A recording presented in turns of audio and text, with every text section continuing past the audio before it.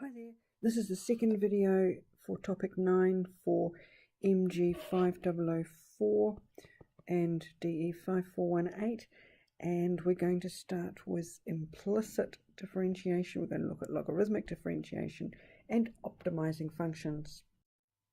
Sometimes we're asked to differentiate functions that are really muddled up. We don't get y in terms of x straightforwardly, so we have to be a little bit more creative and work from there. So let's take this first one. What we're going to do is we're going to differentiate each side. So we're going to find the derivative with respect to x of y cubed, and using the chain rule we also need to multiply that by the derivative of y itself, and that will be 3y squared times dy by dx. And on the other side of that, that's going to be equal to the derivative of x squared, which is 2x. So now we've got 3y squared dy by dx equals 2x. And rearranging that, we get that dy by dx equals 2x over 3y squared.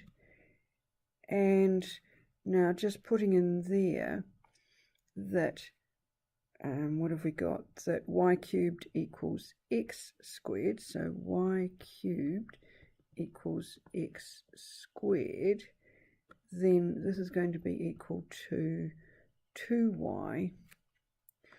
Oops, no, let's think about that for a second.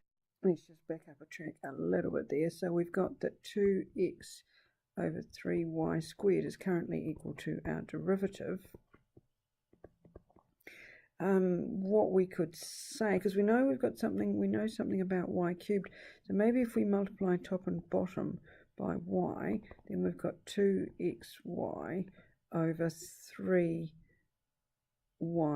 cubed. And then what can we do? We can say that the y cubed is x squared. So that's going to be 2xy over 3x squared.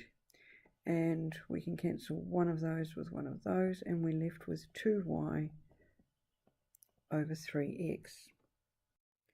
I will do the remaining two in class.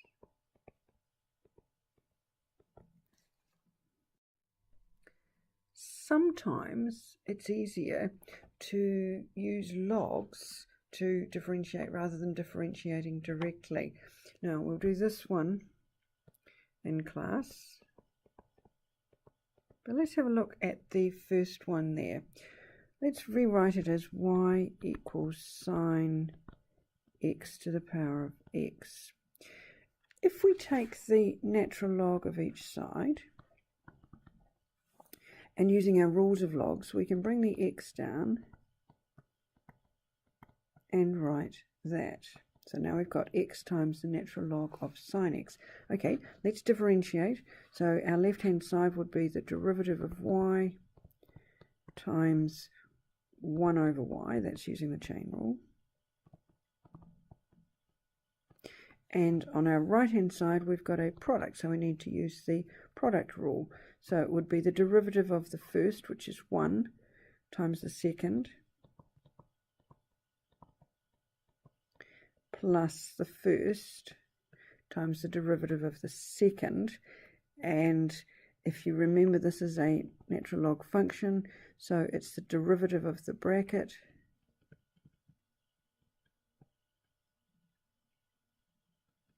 over the bracket. So it would be the derivative of the bracket, which is cos x over the bracket. And let's see what we've got.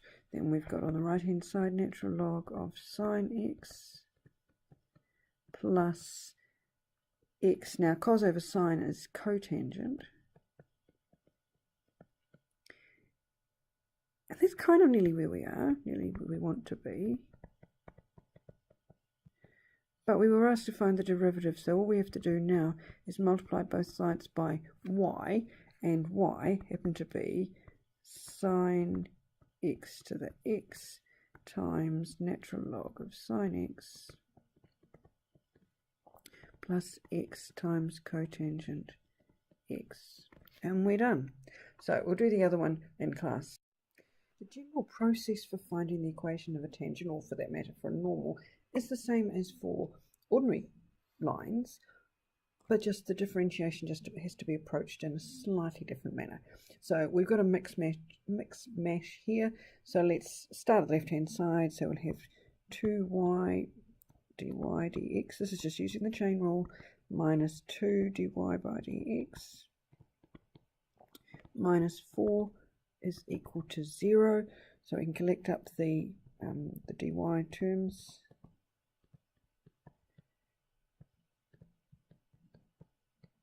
And make that equal to 4.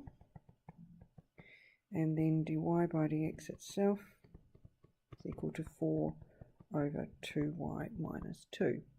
And we know that y is equal to 3, so that becomes 4 over 6 minus 2, 4 over 4, which equals 1, which is our m. That is our slope. So now we know we're looking for the tangent. Tangents are straight lines, so you can put it in the y minus y1 equals m times x minus x1 version, if you like.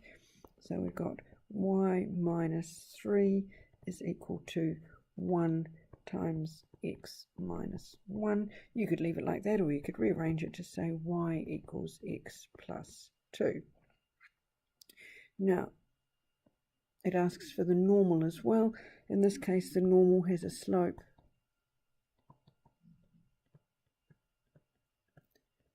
of -1. So, same process, y minus 3 equals -1 times x minus 1. So we could rearrange that, and y equals -x plus 4. In many industrial situations, which is what you're going to go into with engineering, the role of management is to make decisions that will lead to the most effective use of the resources that are available. These decisions seldom affect the whole operation in one sweeping decision, but are usually a change of small decisions: organising stock control, designing a product, pricing it, servicing equipment, etc., etc. And if you're looking at effective management, what they're looking to do is to optimize the constituent parts of the whole operation. A wide variety of maths techniques are used to solve such optimization problems. We're going to focus on the methods that are based on calculus. Now, the optimal value of a differentiable function generally occurs when the derivative is equal to 0, since if we're looking at a graph version of it, that's where the graph has a horizontal tangent. So generally then we're talking about local maximums and local minimums, and that means that here the derivative or the slope is equal to 0, and here similarly the slope is equal to 0. Sometimes we might need to check the endpoints to see that our x values, it might be higher here than it actually is there. And this one we can't find by calculus.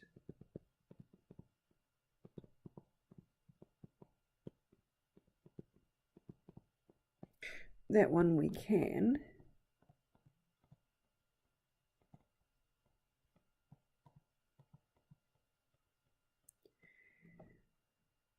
But we would need to actually explicitly sub in the x value there to see if it was greater than the calculus obtained maximum.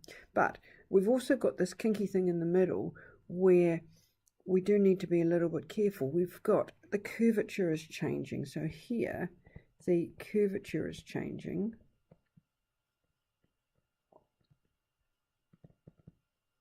And if you look at it, the graph is actually crossing its own tangent. So we need to look out for these crazy points, these points of inflection. As I've mentioned before, we also need to be careful where the function may have an optimal value, but that the derivative doesn't exist there. If you look at this diagram here, it's not differentiable at x equals 0. The limits coming in from either side are different, but it appears to have a minimum at x equals 0. So we just need to be a little bit careful. Once we've found the optimal points, or the critical points, or the stationary points, we need to decide whether they are a maximum or a minimum, and we can do this in either of one or. Here's the official version. It makes more sense if we look at the diagrams of this on the next slide. If we look at a local maximum, the slope is changing from positive to negative. It's 0 at the very point. It becomes more negative. If we look at a local minimum, we have a 0 slope point at the minimum. The slope is negative, becomes 0, and then becomes positive, so it is becoming more positive. So here's an example. We can use what's called the first derivative test or the second derivative test.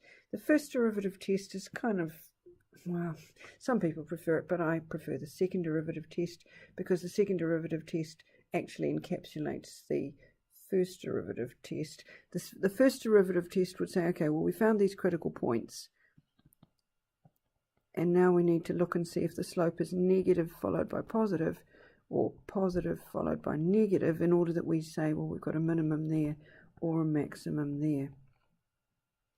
We could just go straight to the second derivative test, which tells us how the slope is changing, that in the minimum case, the case of a minimum, the slope is becoming more positive.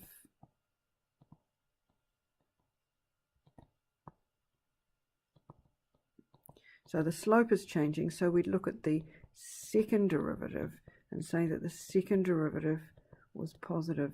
Similarly, for maximum, the slope is becoming more negative.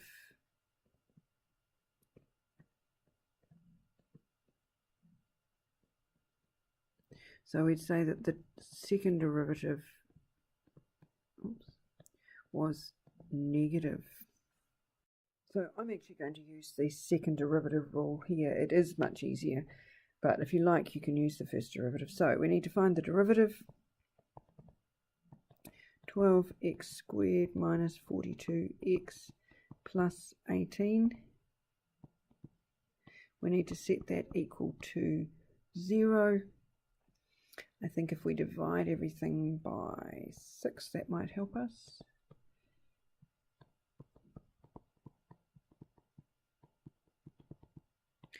And we could factorize that to be x minus 3 times x plus 1. No, we need a 2 in there, so we need a 2 in there. And then that would give us that x is equal to 3, or x is equal to negative 1/2. No, that's not going to work either. Let's change that to negative 1, so x is equal to 1/2. Now, when x is 3, y is equal to negative 21, and when x is equal to 1/2, y is equal to 41 over 4. Now, we can tell by looking at that which is the maximum and which is the minimum, but let's suppose you might even get these wrong. So what we need to do is to check now by finding the second derivative. The second derivative is 24x minus 42. We need to check that when x is 3. So the second derivative when x is 3. 24 times 3 minus 42, that is positive. So it tells us there's a maximum at, oh, don't tell a lie. It tells us that there's a minimum at the point 3, negative 21, which is what we knew, and that when x is 1/2, the second derivative is negative, which tells us there's a maximum at 1/2, 41 over 4. So if we were using the first derivative test, we would have found the first derivative, we would have solved when it equals to 0, we would have got our x values, we then would have looked a little to the left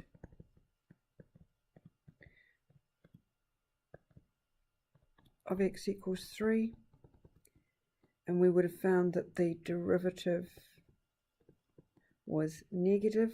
We would have looked a little to the right of x equals 3, and we would have found that the derivative was positive, so that gives us that shape.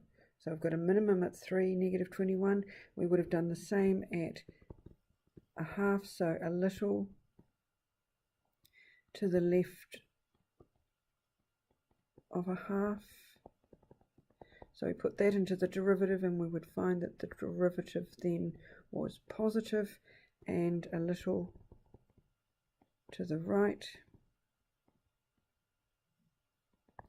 of x equals a half, the derivative is negative, so we've got one of those, which we also already knew. So this is the first derivative test, and this is the second derivative test. I prefer to do this one. You don't need to do them both. There's no point in doing them both. Some people like to do the first derivative test. I prefer the second derivative test.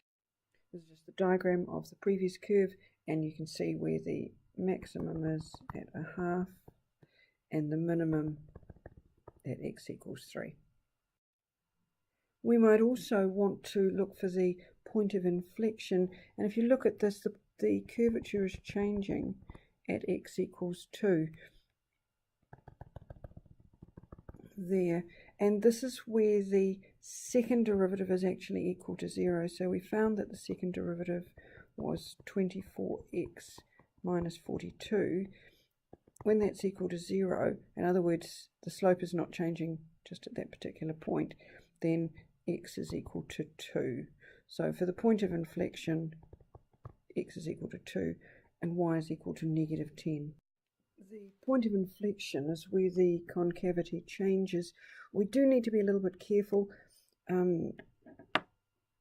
It's not always what it seems. It's not necessarily a point, but if we're careful, if we look at the graph, we can say that a point of inflection is where the concavity changes from being concave up to being concave down.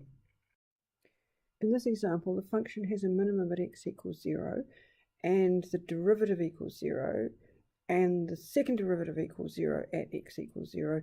So there, everything's 0, so it would be better for us to look at the slope either side of that critical point, and in this case the critical point is where x is equal to 0. So there we would need to look at the slope, so we would need to use the first derivative test for this one. Okay, so this is just the official version on using the second derivative test. This is the one I prefer to use, and it's the one that I would prefer you to use as well. We will do this one in class. We will do this problem in class as well. For this example, let's find the stationary points and determine their nature. We're also asked to find the point of inflection and to sketch a graph. So we've got that the function is 2x cubed minus 5x squared plus 4x minus 1. So the derivative 6x squared minus 10x plus 4, and that's going to be equal to 0 for max. Now I want you to set your problems out exactly like this. So that will factorize,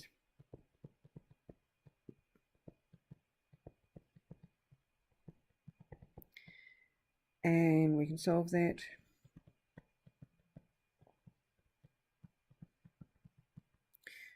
We also need to find the appropriate y values. Just use your calculator to sub into the original.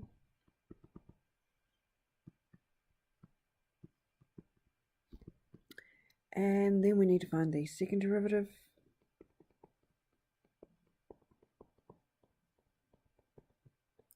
and for each of those each of these points we need to put them into the second derivative.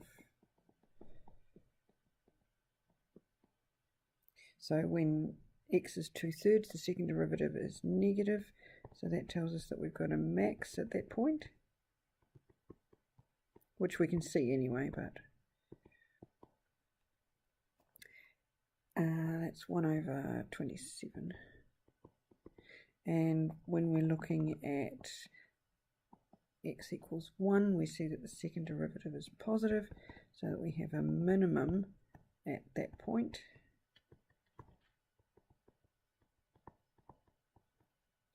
Now, those are the stationary points, the critical points. We've determined their nature. We also need to find the point of inflection. The point of inflection will probably be where the second derivative is equal to 0. So that's where 12x minus 10 is equal to 0. So x is equal to 5/6. And where x is equal to 5/6, y is equal to 1/54. The graph is on the next slide. Let's have a look. It's hard to see in the resolution that I've got there, but if you checked by drawing that on Desmos, you could see that there is indeed a maximum at x equals 2/3 and a minimum when x is 1, and that obviously somewhere in between 2/3 and 1 there's a change in curvature, and we found that was at x equals 5/6.